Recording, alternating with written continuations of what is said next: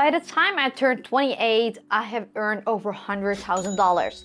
Not through luck, inheritance, or a lottery ticket, but by understanding one key truth. Making money is not just about effort, it's about alignment. Alignment between how you think, what you believe, where you spend your time, and who you spend it with. But here is an uncomfortable truth most people don't realize. You can consciously want more money, but unconsciously reject it, unless you change what is happening under the surface.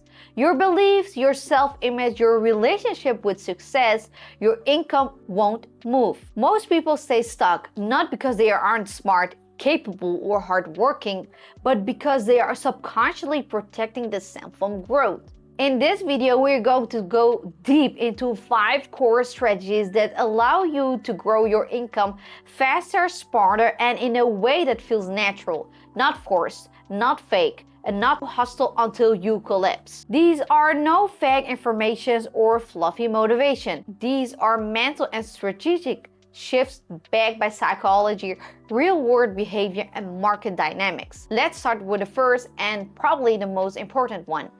Strategy number 1, mindset multiplier. Why your subconscious beliefs control your income. Let's talk psychology for a moment. Most of your financial behaviors don't come from logic.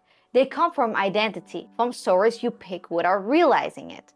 Stories like, rich people are selfish, I'm not good with money, if I charge too much, people will think I'm greedy. These thoughts don't live in your conscious mind. They live in the background, shaping how you behave.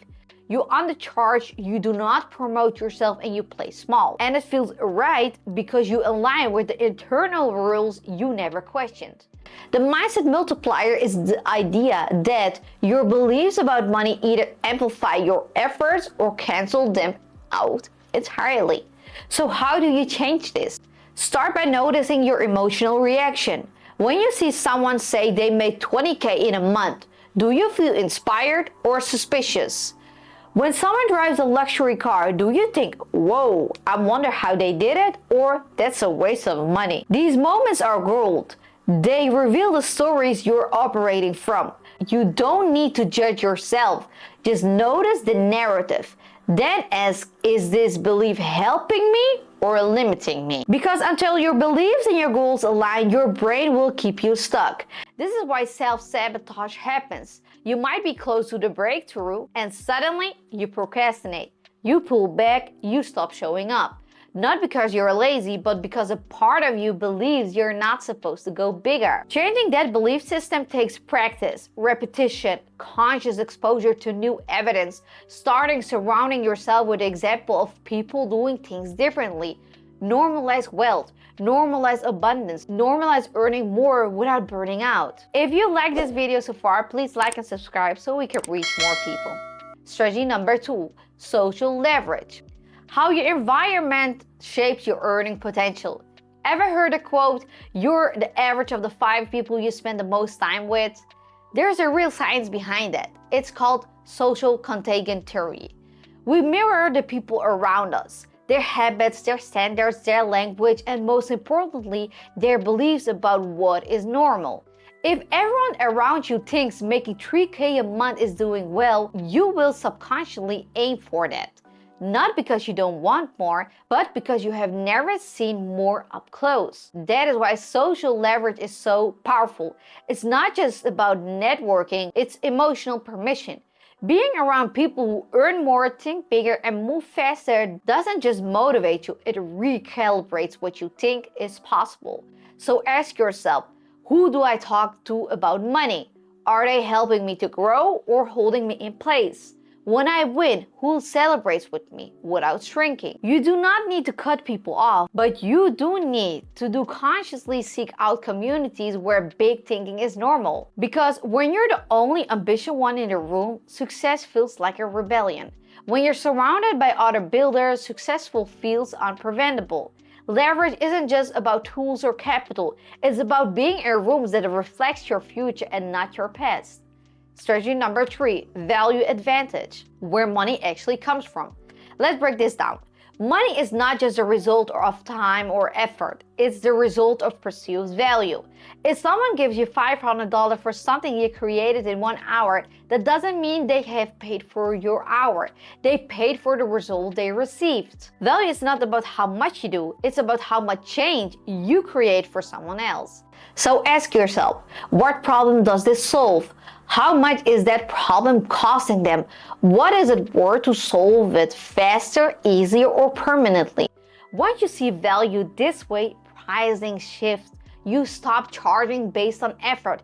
You start charging based on outcomes. But here is the key. It only works if someone is willing to pay for the outcome. That means there must be a demand. You must communicate the value clearly. The offer must be aligned with the real desire. Value isn't only created by coaches, service providers. A digital tool, a piece of art, even a current experience can carry massive value if it solves something people care deeply about. This is the difference between a passion project and a profitable business. One is based on what you love, and the other one is based on what others are willing to pay for. Find the overlap, and that is where income multiplies.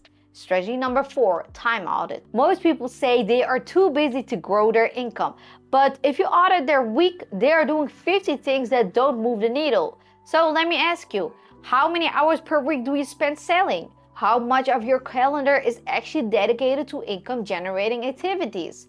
If the answer is barely any, there is your bottleneck. We are taught to stay busy, to stay in motion. But motion is not progress. A beautiful website without traffic is a hobby. An Instagram strategy without the clear offer is a distraction. So here is a simple 3-step time audit.